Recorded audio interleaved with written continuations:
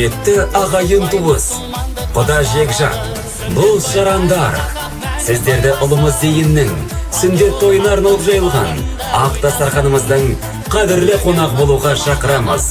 Тойымыз шілде айының 31 күні сағат 19:00-де басталады. Мекен жайымыз Тараз қаласы, Жамбыл даңғылы 5А, Думан шырын тойханасында.